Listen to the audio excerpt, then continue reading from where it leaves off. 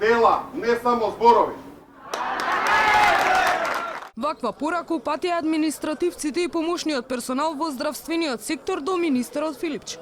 Лути протестираа, оти здравствените власти ги изоставија од последниот бран на покачување на платите, најавен за од февруари наредната година. Црвена линија повлекуваат на 10% раст на платите, а освен тужби, најавија и представки за оценка на уставноста на колективниот договор.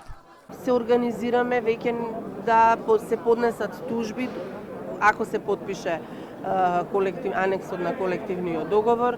Ќе бараме предлог за оценување на иницијатива, ќе поведеме за оценување на уставноста и законитоста.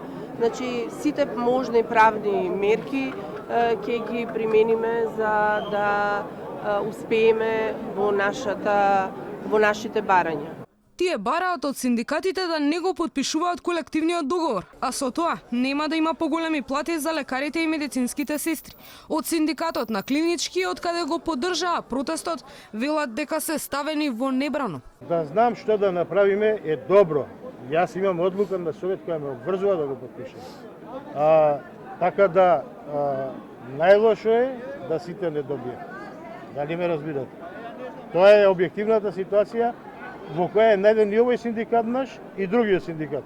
Најлошо е кога ги двоите луѓето, тоа е профилите. Што ако утре техничката влада рече тој заменик министер што се врзани потписи рече не го потпишувам ово. Административците во здравството, правниците, возачите, болничарите, хигиеничарите, со оценување на уставноста недвосмислено ја испраќаат пораката. Или сите ќе добиеме покачување, или никој. Па раздорот помеѓу вработените во здравството сите може многу да ги чини. Доколку падне одлука на суд, оти колективниот договор не е уставен, се доведуваат во прашање и сите покачувања на платите.